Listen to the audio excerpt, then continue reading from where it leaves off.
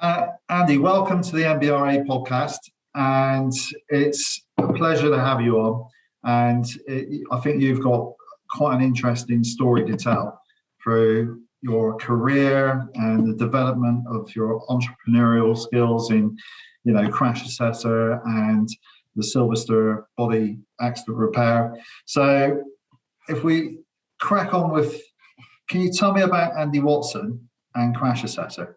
If that's all right. Well, I started the industry pretty much when I left school.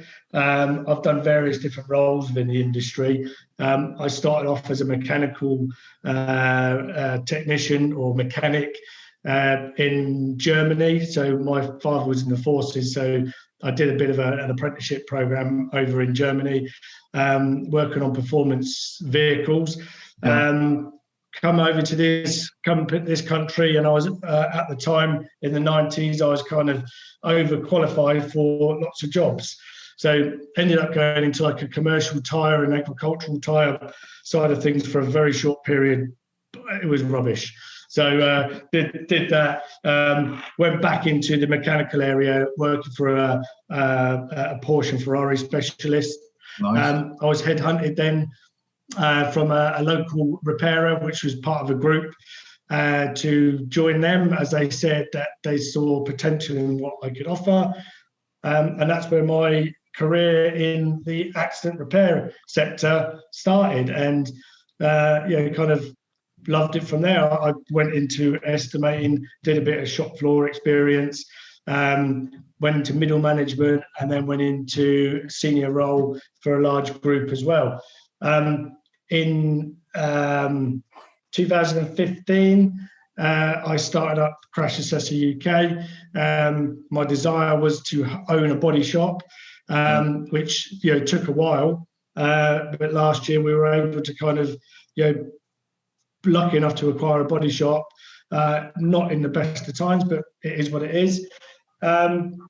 CA, Crash Assessor UK, was always designed to help and support repairers. I saw that little gap, and I, as somebody from the industry seeing out, we struggled with support. So I started off doing estimating services and a bit of compliance, working from home. We built an office from home, and we were just working from there for a couple of years until it just kind of just grown. We just added things to it. Staff have grown.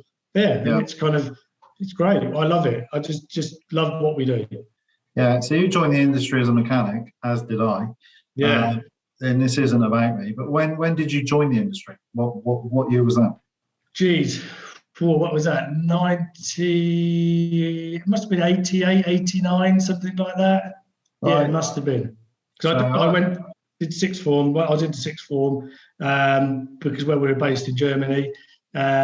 And then that's where I started doing my bits and pieces with the repair. Well, it wasn't a repair, a mechanical garage across the road, really. Yeah. So back in that day, you would have still been changing points for a service, spark plugs, probably a sun tuning machine off to your right or something.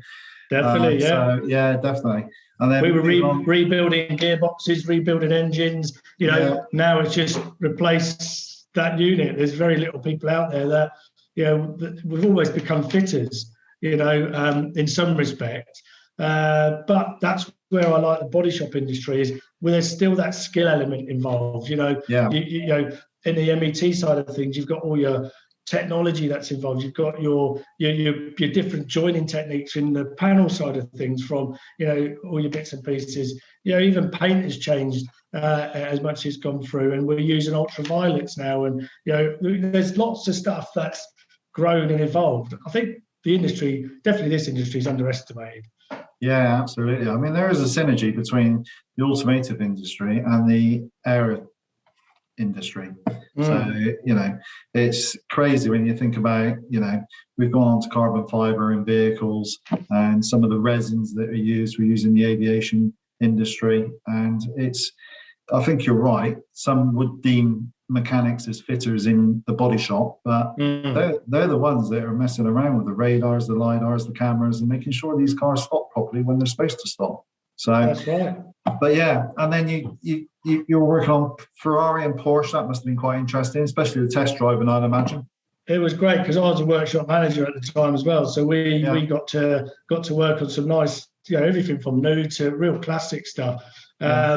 Remember Rod Stewart bringing in his 328 once, right? And that was quite funny. We was making a laugh looking at the headline and to see if we could see any stiletto heels and stuff, but because we knew what he was like. But that was good. And then the beauty about it as well is we looked after some race teams as well. So the old Panteras, there was a couple of Panteras we looked after, a couple of Lotus Elise supercharged and turbocharged. It was an interesting job.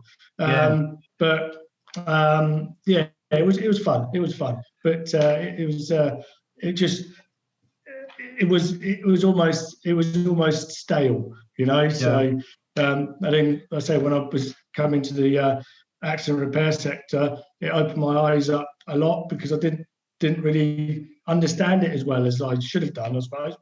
But learned a hell of a lot over those last 20 years, that's for sure.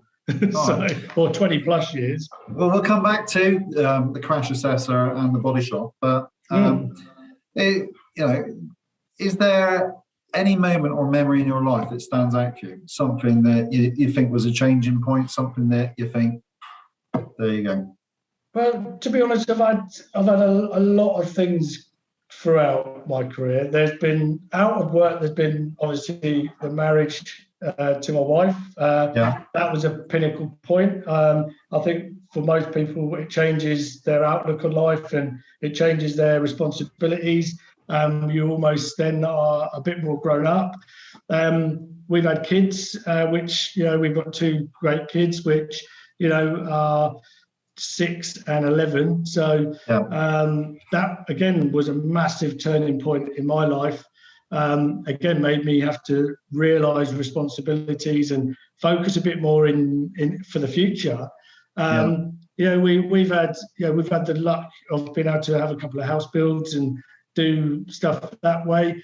So as a life experience outside of work, there's been lots of things, but it's influenced what I've done in my career because it's made me think more, right, I've got a family to support and kind of look after. As much as my wife is heavily involved with the business as well, it's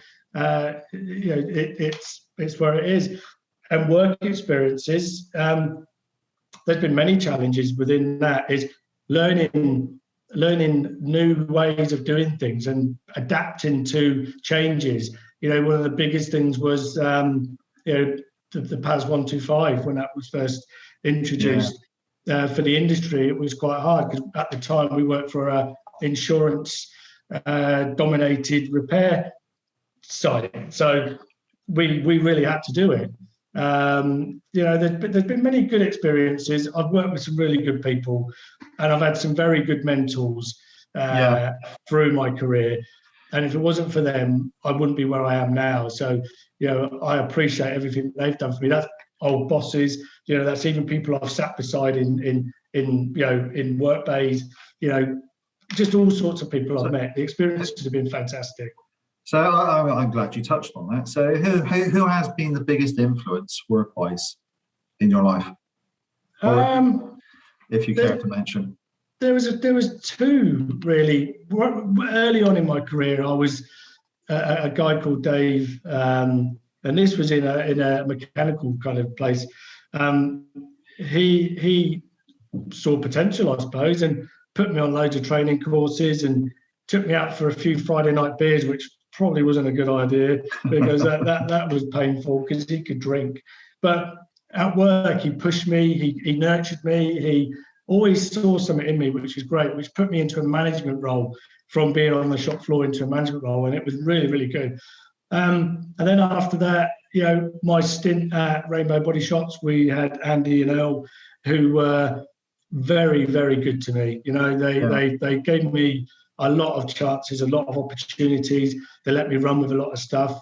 That's where I started learning a lot about the PAS 125, manufacturer approvals.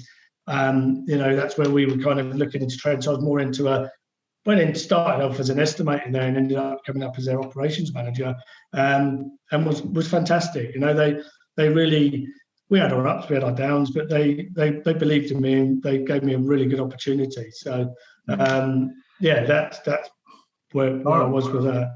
I think that's so important in your career, is to have someone that wants to support you and guide you. It is.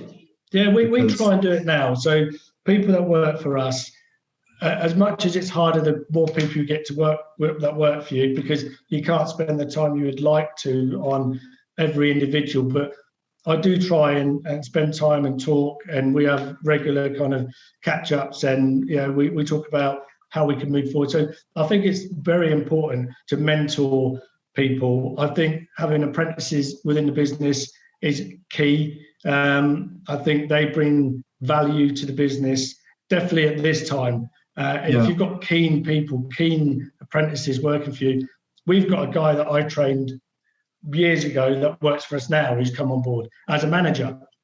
Yeah. So, I know what he's about. I had a lot of influence in that. And it's just, that's it. But I think that's rewarding in itself, right? You give people opportunities and you see those flourish. Yeah, that's such a reward personally. I think you're right. I think that's what we do now. Is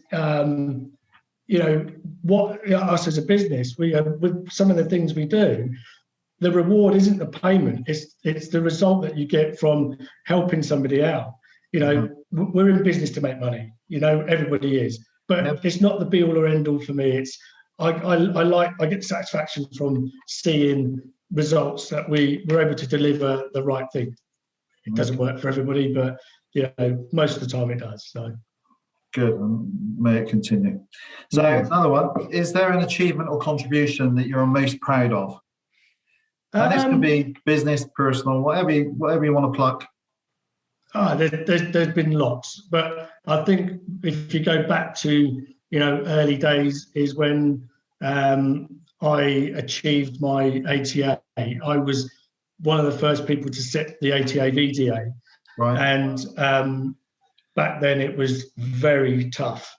I was sweating for weeks and weeks and weeks. I was studying, and all the hard work come off. I even lost weight, which was great, but it's kind of the pressure was on. It was there, and I passed it, and it always sticks in my mind. I've kept all the paperwork from that. I've still got that in my box of little tricks, my little keepsake box to show.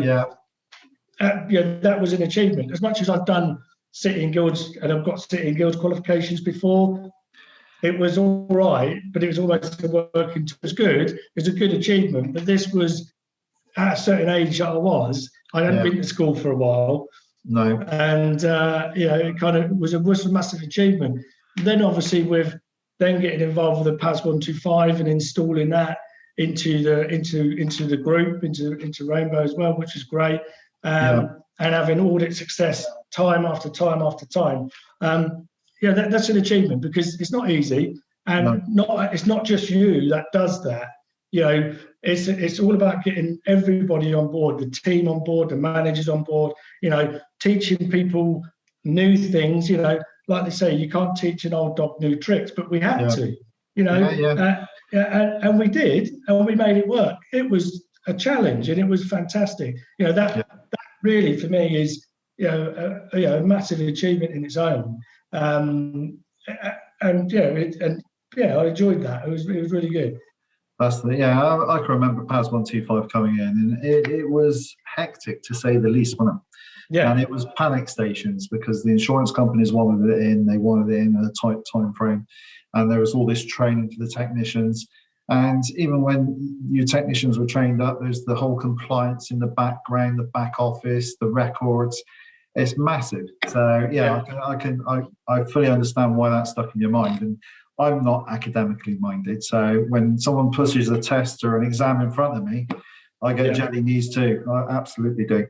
So I was never academic. I was always interested in. I played rugby. I ran for the county, and we did. I was more of a hands-on person rather than my head in the book kind of person. So through my career in the repair industry, it's almost educated me better, than being at school, because I've enjoyed what I've done. So I think that's a big thing. If you enjoy something, you will learn about it. Exactly. And, you just mentioned one of your hobbies there, rugby. So did you watch the game on Saturday? Yes. Oh. I watched a better game before because I'm a Quinn supporter. So, and they had a really good game. So I was on a hype, and then we watched the England game. It was, oh dear. Well, I had a bad weekend because Bristol Bears were playing on the Friday, and I thought they were going to do something magical with Selma. They never. But I watched that game as well. Yeah, crikey. Let's hope they do better against Gloucester this Friday. Yeah, I hope so. And you've got another sort of hobby as well, haven't you? That involves two wheels and a chain. Yeah, well, again, I do quite a bit of mountain biking. I have done for years. I had a bit of a bad accident a few years ago where I broke my back and my collarbone. So I haven't been riding as much as I would like. Again, some of my clients, we ride and we get out and about. I'm also big into my motorbikes. I've got a motorbike, I've got classic scooters. So I have, when I'm able to, we've got that outlet. The good thing about it, both my children they really enjoy riding. So we get out, and we're lucky where we live. We've got some real good trails around us, and we're able to get out and about on the bikes. It hasn't been the best of weather recently, but not that I'm a fair weather rider, but I do enjoy it when it's warmer. Same. Otherwise, it takes you just as long to clean the bike as it does ride it, right? Yeah, well, the kids love that, you see, because you're out in the driveway and they find it ever so funny that they're not just washing the bikes, but they're washing everything else. Like me, my son and my daughter are squirting each other. So and then the next minute they're blue and freezing cold, and then it's like, exactly time to get the hot chocolate on. Yeah, that's it. Yeah, that's it. I reckon the most dangerous age to be mountain biking has got to be between 40 and 60, because they seem to be the most reckless because they're trying to prove something to themselves. Yeah. Well, I've got a BMX as well, because we just recently, I used to do a lot of BMX when I was younger, and we've started going back to the skate park again. And my daughter and my son's going, Daddy, you shouldn't be doing stuff like that. So we're going on the quarter pipes and half pipes and stuff, and not doing as big a stuff as we used to, but it's almost. But then 2 days after that, I'm in agony. I'm like, I think our ambition it just outweighs our talent, really. So I think it's the brains. They still think we're like 18 or whatever, and the body's like, you're having a laugh. They do say men never grow up, don't they? I think that's the thing. But I think it's true. Who wants to grow old anyway? Yeah, absolutely. Well, back onto business. How did you get into the industry of body shops and where you are at the moment then? Back when I was working at the Ferrari and Porsche Specialist, there was a guy called Peter Young. Again, quite an influential character for me. He was working for a company called Autodex at the time, and they were just around the corner. What we were doing all their four-wheel alignments for them because they didn't have an alignment machine. And I was shimming all the Ferraris and doing all the shimming and doing all the race spec and kind of getting it all up together that way. And he just said to me, he said, you're kind of wasted here. He said, why don't you come and work for us? And I went, to do what? So he said, just do a bit of work for us. I said, okay. So I went there and I was driving a truck. I was cleaning cars. I was working in the shop floor, doing bits and pieces and just getting a head around parts and doing all sorts of bits and pieces. And then he said, we'd like to become like a junior VDA and give us a hand with the VDA work. So it just went from there then, really. I worked for Autodex for a while, then went over to Drive Vauxhall and worked a while with Drive Vauxhall. Went on to Rainbow from Drive Vauxhall. Right. Then went over to Wed and White for the Page Group. Then went back to Rainbow, I think it was. And then that's when the family started growing and they become more important than work. And then I just said, right, I'm going to end up doing my own thing. I just thought, I fancied a bit of, the Illusion was great, but I thought I'd have a bit more time to myself. But I started Crash Assessor UK, and I think I do more work now than I ever did. So I shot myself in the foot. But it is what it is. But throughout that time, starting with Autodex to now, I've had some great opportunities working with motor manufacturer approvals, doing a lot of motor manufacturer approved training, from technical to management to, GDPR to, the standards of BS 11125. We work closely with a health and safety consultant. So we were able to deliver that as a service. So we learn in that side of things as well, because we think that's a great thing for us to be involved with. There's lots. I've learned so much throughout this industry. I've met some very, very, very clever people, some very funny characters. Yeah. So I think this industry has some really, really wacky characters and some really good, fun characters. Yeah. I think that's why I fit in quite nicely. That's it. But I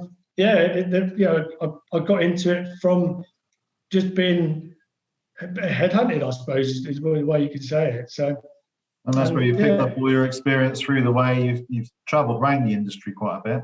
I have. I've always moved. I've moved on from. I haven't gone backwards. I've always gone forward. So it's always been a promotion, or I'm going to have a go at that, and I'll put my mind to it and go, we'll do it. And just always. I think you've just got to have that. Let's just think forward. Let's try and see where we can go next, and what's happening in the industry. Let's see where we can evolve and help things move forward, really. But I did generally get bored working for people, but now I work for myself. It's my own destiny, and we can do that. I can keep myself busy. So well, we can see that. And what's quite clear to me, and I've not known you that long. I've known you for 8 months now, I think. Yeah. It's clear that you're not just Crash Assessor. Isn't just about estimating. No. So it's clear to me that you have a concept that you want to help body shops. Yep, without a doubt. Yeah. And if there's a problem in a body shop, you'd like to solve that problem. I know you've worked with several of our members, and they all sing your praises. And Brilliant. That's not easy in this industry, as you can well imagine. Definitely not. So why did you sort of spring on from Crash Assessor estimating to helping with audits, to helping with training, to giving them the nuggets they need to succeed in the industry in some cases? Yeah, what we saw was opportunities. So and there was, for us, we like to call ourselves a kind of a one-stop shop. So you could come to us and we will do compliance for you, look after your BS 11125. But on the side of that, we could also, why can't we source a decent cost or price for tooling? Why can't we source a parts solution? Why can't we source a method solution? So we can offer our clients just almost everything. We don't always make money out of everything, but we're able to support. So with the estimating, it escalated to people were saying, well, we need an audit doing. Can you look at our estimators and can you just give us a bit of idea what's going on? And then from that, it led to coaching. From that, it led to qualifications. So we were able to deliver a whole suite of things without really thinking about it, because it naturally kind of comes. So we thought, rather than go, no, we don't do that, we thought, let's do it. We got a bit out of our depth a little bit in some areas because we thought we could do everything. But somebody said to me, do what you do best. That's all you can do. So we honed it in a little bit and said, right, what are our strengths of the business? And we went, well, we do compliance management, which we're good at. We've got a lot of experience at. We do VDA, kind of coaching, estimating. We do everything from FNOL to invoicing for some customers, So because we were able to put a system in place to make that work. We did site cover, which was one of the things we started off, is when people are on holiday or they just have a shortage of staff, when we're able to, we were out doing site cover. We did the training aspect. So we partnered with a school, and we were able to deliver, your qualifications, your hybrid electric vehicle qualifications, because it come hand in hand with the compliance. So we're able to do loads of bits like that. We got on the bandwagon with tooling and equipment because, again, if we were out doing an audit, we were able to say, right, you've got a defect there. We can supply it, deliver it, do all your paperwork without you doing much. So we're able. We got really friendly with OEC. We've been working with OEC for a few years and looking how we can get a part solution for all of our clients. So we almost act like a little group. So we have many repairers that work with us, and they use us for various different things. But if I can offer alternative solutions to make them more profitable and make them have benefits like groups have benefits, then why not? That's again why I like sticking and working with the NBRA, is because what you guys give us is great as well. So many questions I've got for just that one question, right? So first one is, VDA. There's an apprenticeship out for VDAs. Yes. And what's your thoughts on that then? So I think it's brilliant. I've always offered a development program. I don't call it an apprenticeship because people sometimes associate apprenticeships with young guys coming in. We can do a VDA development program for any age. From the start off to middle age to people coming off the shop floor because their bones are broken or something. So we offer a development program which then leads into a qualification. So if it's a young lad that's come into the industry, we will teach them, give them underpinning knowledge, get them into a workshop-based environment, get them to get some hands-on skills, and then we will grow them. So it could be, depending on their skill level really, but from start to finish, it could be a 3-year program. It could be a 12-month program. It could be a 3-month program. But what you do is you do a skill scan on people to start with, and you just see where they are at that stage. And then you will go, right, I feel this is where to get you to here, we need to do this, and this. So it's a bespoke program, really. It's not just like, there we go. I think the apprentice program is great. And to be honest, I've been looking into where we could maybe support apprentice programs and apprenticeships. But I think it's good. I think with any apprentice program, I think it's fantastic. If you're nurturing and coaching people in the right direction, then why shouldn't we be doing it? Well, it's good. Bear with me one moment, Andy, because my wife asked me a question. She knows I'm on the podcast, but I won't even care to say hello. Sorry about that. So apprentices are for all ages now. They haven't got an age restriction. And I think those are trailblazers that probably need your help on creating and developing and updating VDA apprenticeships. So and then my next question is, have you heard of School of Thought? Sorry, School of Thought, I have, yes. I follow them on the social media, And are you an ambassador? I am not yet, no, but I have been toying with the idea. So, because it's done through John Thompson, isn't it? John Thompson, Dave Rees, Julie Ely, they live and breathe going to schools, talking to the youth about our industry, and not only the body shop industry, but dealerships, manufacturing, the whole spectrum. So, right, that's another one I can. That'll be another one we can do. Yes, it is. Yes, it is. So, you mentioned earlier about you've gone into various businesses. You've made a massive positive impact. Can you name a specific business and person that you've helped? And there's a lot of businesses with lots of different things because our revenue streams are quite vast. From estimating, we've been into businesses and initially done audits and found processes, procedures, and hours lost on jobs. So we've been able to do that for quite a few clients. We've also looked at the compliance side of things where they were dare I say it, a thread in the shed. And now they're an established professional body shop. So they've passed audits. They've got manufacturer approvals. They've got insurance approvals come in. They've invested in equipment, but we've had to do it over a period of time. People seem to think that you get BS 10125 and then work floods in. That's not the case. You need to be able to have that standard. You need to have a standard, and then work on that standard and promote it. So we've helped people with that as well, because they thought by having this standard they would be able to go from there. Even with the training, we've developed the training and we made people better.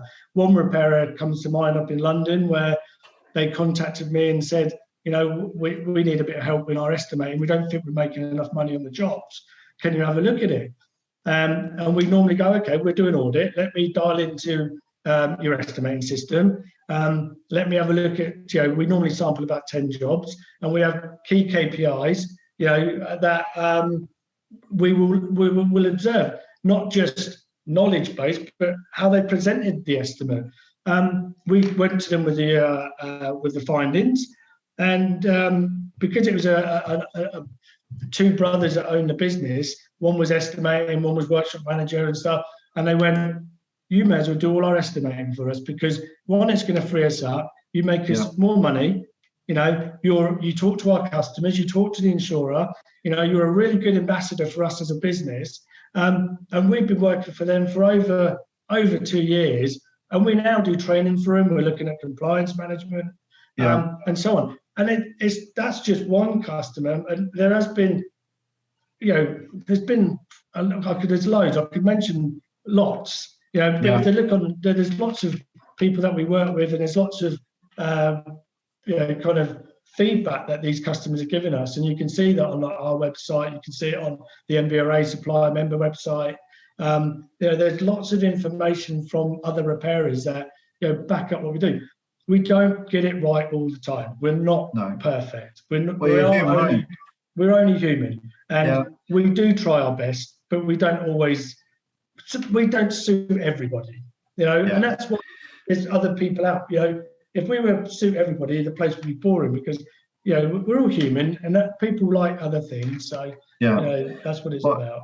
I'll name a repairer that is a professional repairer, but even and I think this is my key point. You go into a repairer that needs your wisdom from the start to the finish, and then there's repairers that think they're at a level they don't need any assistance. Yes. Well, I know of a repairer that you've gone into that they're of a very good standard, but you've tweaked a few things. You've gone on and you've trained the VDAs, and you've done some estimating for them. You've lowered their head costs, and Devon won't mind me saying about UK Carnivore.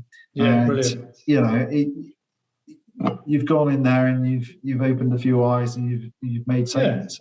So Devon, thank you. Thanks. I've got a lot of time for Devon, Tony. I think they're what they do down there is great. And I know there was some optimism to start with, and but hopefully, and we continue to support them, which is I love working with them, to be honest. So they go from strength to strength. So definitely. It's good. It's good. I mean, you've answered quite a few of my questions already. So let's get on to what is the biggest challenge you face? The biggest challenge I face is myself. Right. Okay. I've struggled with mental health issues for a long time. Okay. I don't mind talking about it now, but it took me a very, very long time to admit I had problems. I've been to many NLP classes. I see hypnotherapists, and I also listen and read a lot of kind of books on the issue. What made me for me, that's my biggest challenge, because a lot of the other stuff I can manage. I can get on with and I deal with it. But I stress myself out with this sometimes, and it's almost gives me it's hard work. It can be hard work, but if you focus it and channel it in the right directions, I've been taught this, and it's hard to learn, it's hard to kind of admit, but if you challenge your problems and you challenge and it's an illness, if you challenge that, then it's great. other people deal with it very differently. People will deal with it via medication. People will deal with it via trying to deal with it in another way. There's no right or wrong, but people need to address it. I think it makes you stronger, and I think it makes you a better person if you can admit that there is a little bit of an issue. You see a lot of it in youngsters more now, and I don't know why. I agree. And that's why I'm quite, with my guys, definitely the guys that work for me, we talk about it openly. We say there's Ben that you can talk to, which is the IMI charity. They do a really good kind of support.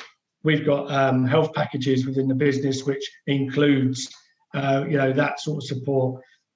I can talk about it because I've had experience, and I've been in some very dark areas. But for me, to talk about it is probably the best thing ever. Yeah.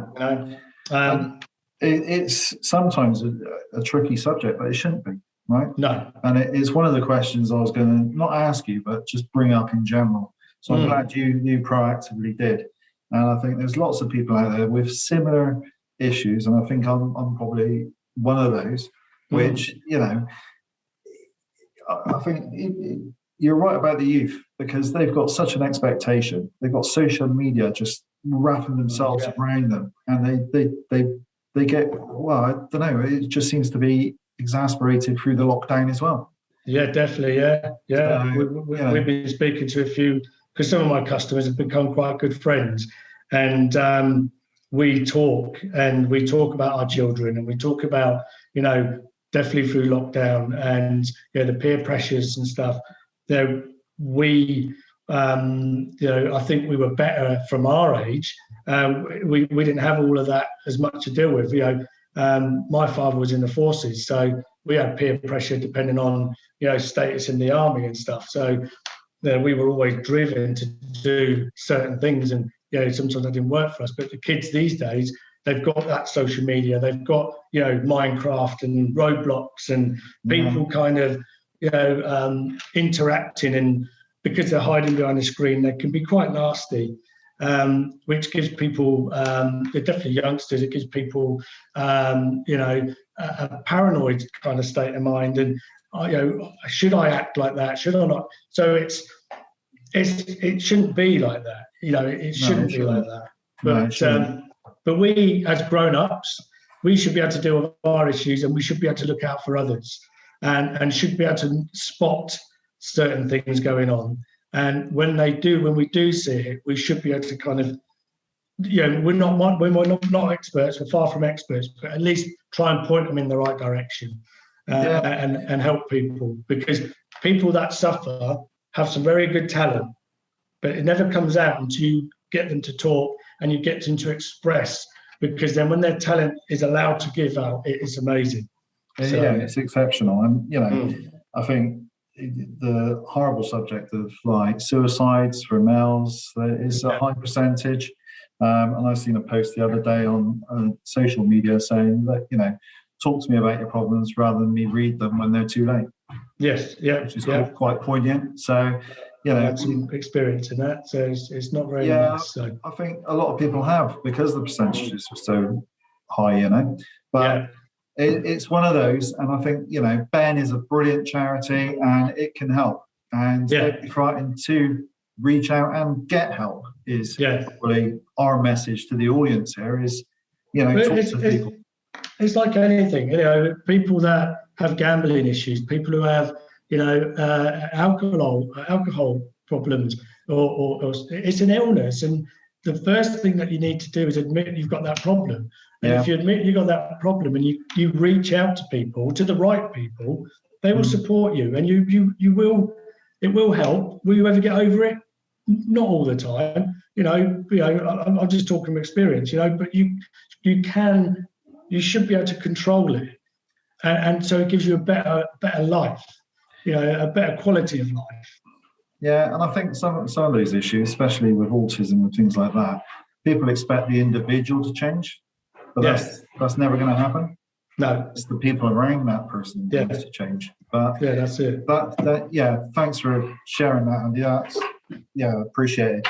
No, So we're going to start talking about the NBRA now. So when did you first hear about the NBRA?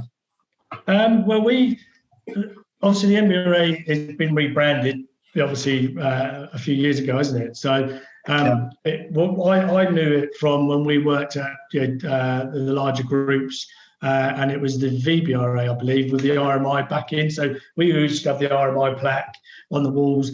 And I always associated the RMI with a trade body along with the IMI sort of thing. So I've always been interested in being associated with trade bodies because it's good for information. You get to meet like-minded people, and it's just nice to be associated. So back in the day was then as it all kind of things were changing and the kind of moved forward a bit more. I bumped into Pete Eden, who kind of told me more about how the NBRA was going to be grown. I obviously got quite friendly with Pete, and we talk a hell of a lot. And he's a very knowledgeable guy. I got to meet Chris, who I think is fantastic. I think he was a great guy, and it just escalated from there. So the NBRA, I've known of for probably 20 years or so in a different guise. I didn't really understand fully about it until I owned my own business and we got involved because we thought it would be the right thing. I think as time has gone on, it's got stronger. It has some really good values. I think it's trying to do the right thing. So, but it needs support. It does need support, and I think this year specifically, we're changing. So we're getting involved in more. We're trying to go more technical. We're trying to reach out to VDAs because at the heart of any body shop, the VDA is the one that's writing the business, and we need them to be engaged with the NBRA. So, what was the most surprising thing for you about the NBRA? Either the good, bad, and the ugly. Then, Andy. To be honest, the NBRA for me is what it has to offer to not just supply members, but to repairers. Repairers have remembered the old. What they need to do is give it another look and look at what the vast array of things that the NBRA can offer. So if they just look on the website, you can see, they've got technical support, they've got VDA support, they've got, interaction with customers. If you get a problem with a repair, they will happily help. They've got debt collection service. You got, HR advice. You've got, discounts on many from supply members. They've got. It's just not. There's more to the NBRA than a lot of people really understand, and that for me was an eye opener because I didn't really know what really went on, and also the way that it's trying to interact with the insurer and be an intermediate between the insurer and the repairer. I think that's what a lot of people want, and I think again there is things that the NBRA could possibly do more. But I think that will come because I know that because we've been talking and I understand Rome wasn't built in a day, No. So and there's only so much you can do with the resources that you've got. But again, if repairers would support and help and do what they need to do, I think you guys would be able to do more with the resources. So it's all about a bit of just a partnership and growing and helping each other. Exactly what we've been talking about with what Crash does is I will give my members or my customers or my clients or our network, however you want to call it, I will give them some solutions. I will do a lot of legwork to try and help them out, and that's what you guys do. And I think that's what it should be. We need people like that. Yeah, well, I think you just answered about 20 questions in that one. So, I know you support the NBRA and you wear the NBRA badge on your sleeve, right? And it's the new NBRA website is up and running, and you are part of the solution for VDAs on that website. That's right. So Auto Intel is running the software, but you and another are actually offering your services to complete estimates for repairers. And it's not quite as easy as just send me the image, I'll give you an estimate. No. You know the compliance, you know the relationships within the insurance sector. Yeah. And your estimates get built so the garage gets the right amount of time, the parts and the money behind the estimate, but doesn't get delayed in the internal engineer's inbox because they're not happy with it, because they have the relationship that trusts you to make sure that those go through. That's so right. I think that's a really important part, because people may go on the website and go, wow, what do I need that for? And I think you spoke about, VDAs being on furlough and what happens if they get a sudden influx of cars. Well, they could easily go to the website and comply with what's requested on there and get an estimate built for them that is a professional standard and will make them money.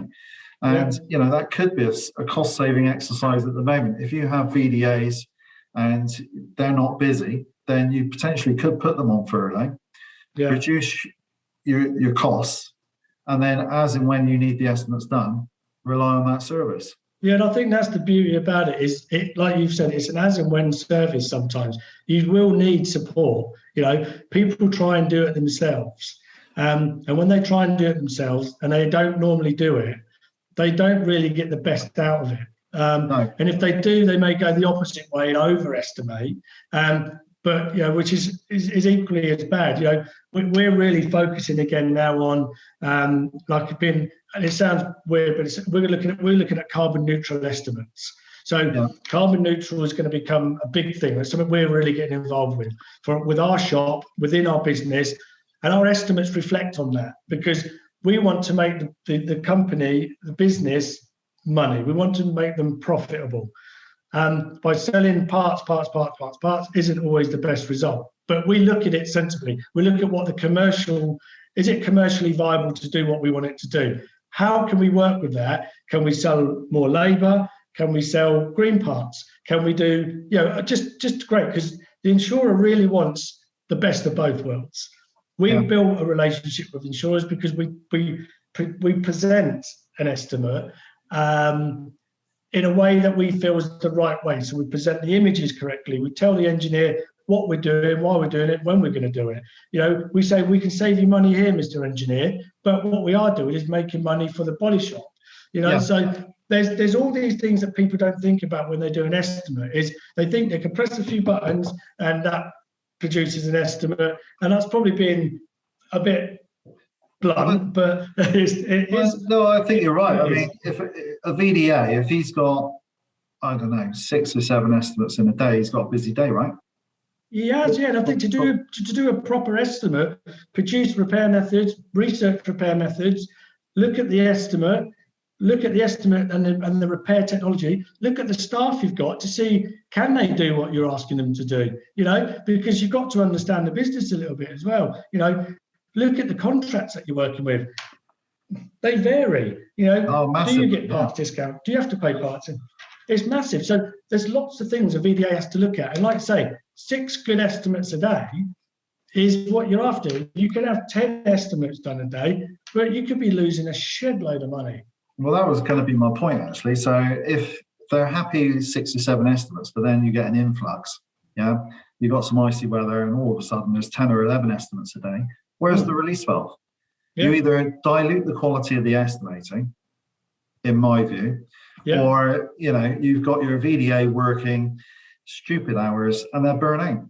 And then you've got the added issue of, if you don't adhere to the contract for the work provider, that estimate then gets put into a pending file. And you don't see it again. Or you try and invoice against that estimate and it's not correct. And that invoice gets put into pending within Auditex, and you can have a stack of cash just sitting there, which needs to be amended, but you haven't got the resource because your VDAs are banging out the estimates. So your final costing is equally as important as your first time estimate. You really want to try and get that estimate right at the beginning. Using all the resources you've got. If you're comfortable that estimate is right, then you would then go, you then go forward with a real good attitude. It keeps the people in the workshop happy. It keeps everybody, your workload is less, but that final costing, again, capturing the images through repair, that final costing is equally important, because if you even rush that and you don't even do it in the timescale, with what we do, we help people meet SLAs, so, and that's very important. Like you said, work providers really want that cycle time, key to key time, at a minimum, because it costs people money. But there's more to it, and we teach this when we do our coaching and our VDA best practices, because we don't look at financials that much, because if you do, you've got to be able to do the job right first, then you can look at financials, which other people around us are able to kind of give a better training schedule on that side of things. But we still look at KPIs. We talk about profit. We talk about repair over replacing the benefits. So there's lots to learn, really. But I absolutely agree with you. And for those that are listening today, if you've not been on the NBRA website, I'd suggest you go there and go onto the Virtual VDA. And you need to register, but there's a raft of information on there. Even if you're not going to sublet your estimates, there's information on hints and tips on what to put into an estimate. From an audits perspective, it's not always obvious what you can claim for, but I would definitely use, Crash Assessors for services on that site. But another interesting question, Andy. So, what's your view on Insurer Bodyshop relations at this present time? Now you've stepped into the body shop owner's world. Yeah, so for us, I've always had a mindset from what I was taught a long time ago, is I prefer retail and dealer relationships. Capturing non-approved repairs, fleet companies, and talking to your local people to use you as a repairer. But we all have to work with the insurance companies. So there's got to be that element of trust and attitude towards the insurance companies. And I think there is still that them and us scenario. And I think the sooner we can work together in unison and deliver what they want and they give what we want, then that's great. I think there needs to be a standardized kind of benchmark for estimating and fees and all the normal bits that go with it. I think there's too much variation from one insurer to one repairer to another insurer to another repairer. There is no consistency. Somebody down the road will do it for 20 quid, somebody wants to do it for £45, but everybody needs to make money, but everybody needs to think about it sensibly. So, there is options. You can make money from this industry. You can, if you use the resources around you and you look at areas. Payment terms, my experience the other day from one big repair insurer took nearly 97 days to pay a bill. What? Okay, I factor a lot of my invoices because of the fact that the invoice payment terms, I know who are good, who are bad. So I look at it and go, right, I won't need to factor that one because I will get, X amount of money in no time at all. But for cash flow, if you're paying for parts and you've got to pay that on a 30-day invoice, then you don't get paid for 90 days. It's silly. There's a lot of good insurers out there. Don't get me wrong. There is a lot of good repairer-minded insurers, but there's also a lot of insurers that aren't really there. There's no excuse for that, though, Andy, is there? 97 days. No. I mean, claims frequency is down, right? Yeah. They've got people sat around. You talk to a lot of the insurers, the good ones, and they're paying within 7 days. There is some big ones out there. We know because they are. They've got the extra resource around them to be able to be dynamic and make those payments. So 97 days is almost bordering on criminal. I mean, I've got one member up in Scotland who's been given an authorization March last year, bought the parts, over £3,000 worth of parts, and he's still waiting to be paid. It's nuts. And I think the way that they, again, I don't agree with the way that they and I'll say this, not bully the customers, their clients, they're insured into using their network. If a customer doesn't feel comfortable, they should be able to kind of take it to wherever they like. If they're comfortable with going into the network, then fair enough. But to then penalise them, with additional excesses, or threaten them because they won't get a courtesy car, or we offer a lot for our customers. There's a courtesy car provision, which we work closely with Enterprise. So we've got a car whenever we want one. We offer incentives with excess. So we will help our customer if they want to use us, and they're our long-term customer. They should have a choice. They really should have a choice. Absolutely. You're not in your, that's quite common practice at the moment. So there's lots of repairers out there that think they've won a customer. They've come in, so can I have an estimate? Yeah, I really like your setup. I like how you're handling me as a consumer, a customer. Yeah. And then they go back to the insurance company. They say, well, actually, if you want to use that in repair, there's another £150 excess you need to pay. Yeah. But I do believe. Well, there was one the other way, Tom. We had a range. We've got a customer who's got 7 cars, and we repair one of his cars at least every once a month. Okay. Yeah. And his excess, and it was through a big insurance, they were going to double his excess, and he had a £500 excess. That's mental.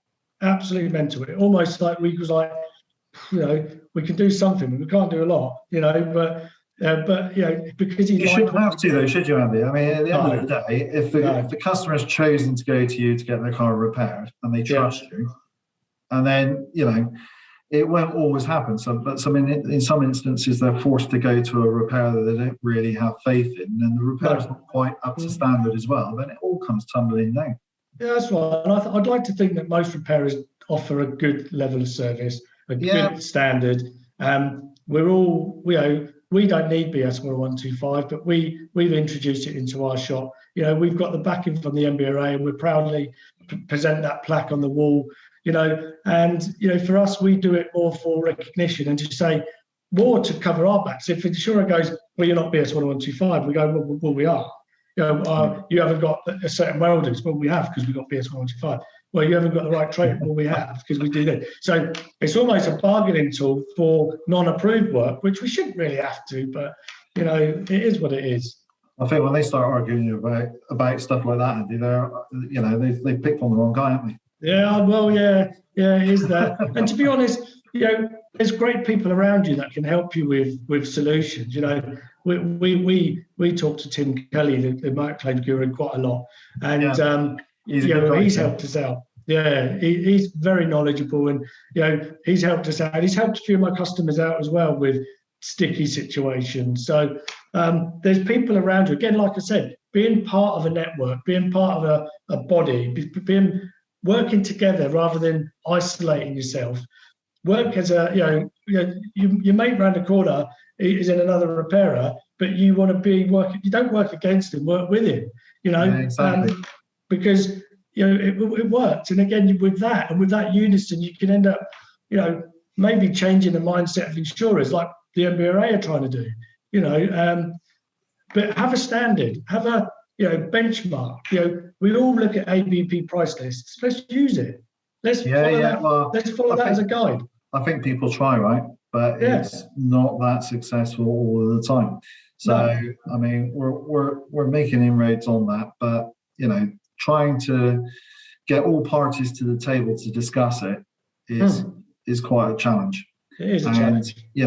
Various insurance companies won't sit down at the table with another insurance company, and it's a common problem, but they just will not do it. No. It's like the IIR, right? The new guidance has come out from EDAS. Yeah. The deadline's the 31st of March for everyone to be compliant and trained. Not going to happen. It's not going to happen. So instead of like the insurance companies coming out and saying, do you know what, let's put a hold on that, because we know we're in a pandemic, and we know that I think certain training providers have probably got a backlog of probably 8 to 12 weeks training, but they can't do it because they're not open. That's right. Yeah, that's it. It's obvious to you and I what needs to happen. So listen, one last question for you, because we've been going for quite a long time and I'm enjoying it. I'm conscious you're a busy man. If there's anything you could change in this industry, what would it be? Like I think I touched on it a bit with the insurer, is having more standardised pricing structure. So every repairer can have a fair crack of the whip. Insurers know where they stand. And understand who the customer really is. The customer is the vehicle owner, in my opinion. They're the person I can satisfy, and they will come back and come back for us as many times I'd love them to come back every week. But it's not going to happen. But they will refer us. It should be the vehicle owner is the key factor, not price or politics. If we have a fair pricing structure and everybody sings off the same hymn sheet, then great. We all need to make money. We all have different overheads. We all have different bits and pieces. But it will allow investment also into the industry, because if people are able to make a bit more money and other people around them are, you will get rid of some of or you'll bring up more, less advantaged repairers, and go from there. There's always going to be one repairer that prefers to do that repair, that won't do another. Opinion times are going to be different, but at least the standardisation across the board would be nice, and insurers allowing non-approved repairers to do stuff as well, but at a standardised rate. Yeah, I mean, profit is not a dirty word, right? No, I mean, you need to earn profit. Exactly. Otherwise, it's going to be a very small pond with not a lot of repairers. So the way the technology is coming through the industry, I mean, through manufacturing to coming through to the after sales, it's astonishing. And for repairers to keep up with that technology, they need to invest. They can only invest if they're making profit and given the tools to be able to be successful. So I think you're absolutely on the money there, Andy. Yeah, there's always going to be some repairers out there that will always go against the grain, though, and they will do it for £20 less than somebody else. And it was like that back in the I think it was around the late 80s, wasn't it, when something happened like that. When everybody said, we'll get together, we'll do all that, and then next minute there's been a handful, they were getting all the contracts and that. So it's a shame. But I think now though there's more people out there that want to do more for the industry. There's lots of like-minded people that want to make it a better place. People want to invest in the industry, and I'm one of them. As we make money, we will be investing into our staff. I'll be investing into more technology into the workshop, looking at cleaner ways of repair, looking at more profitable ways of repairing, but without reducing standard, without reducing or increasing risk with interference of technology and stuff like that. Really, so it's a difficult. I agree. I mean, I've worked for an insurance company for quite a long time prior to going out into the industry to fashion and so on. And I think an insurer wants a safe pair of hands. That's what they want for their customer. They want that vehicle to be repaired correctly to the right standards, using the right methods. And I think that there's a midpoint where we need to agree on some terms, some commercial terms that makes it profitable for the repairer, gives the insurer the peace of mind that their customers are being dealt with correctly, professionally, and that vehicle's going back on the road as it intended to.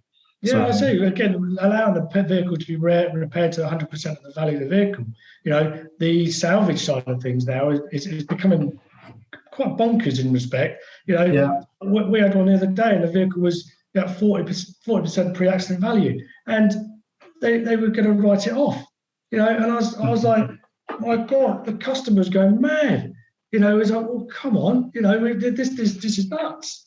It's crazy. I can see, right, the green parts, which I know certain insurers are on board with, the Recyclers Association. They've written the standard for recycling parts. I don't think that's a dirty word anymore.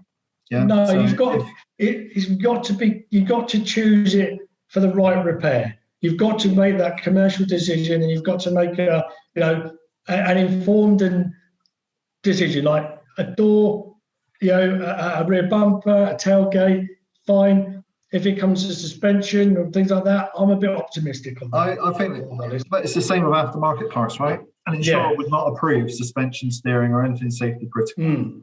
It'd be the same with recycled parts. Yeah. And I think you can get everything now, can't you? There's second-hand airbag systems you can buy. I'm not too sure I'll be happy with that. But I'd stay well clear of anything safety critical. Yeah, Airbags. yeah. I think of it as if it was my car and my daughter and my son and my wife were in the vehicle, and I put a second-hand airbag in it. Yeah. I wouldn't be happy. I'd want to know that it's going to go off, and if it didn't go off, it's backed by the manufacturers. And do you know what I mean? Definitely. So if we fast forward this another 12 to 18 months, we'll be having another discussion on recycled parts, and I think it'd be completely different. The landscape's changing now, I think. So yes. But I think I better let you get on with your day, Andy. Thanks very much, Tom. Really appreciate your time today. No, it's been good. I think you're a top bloke, and thank you. Good luck in your endeavours. And for the audience, get onto the Virtual VDA, try Andy's services, let him build your estimates, and it's goodbye from us, and we'll see you again. Yeah, thanks very much. Take care. Thank Cheers. you.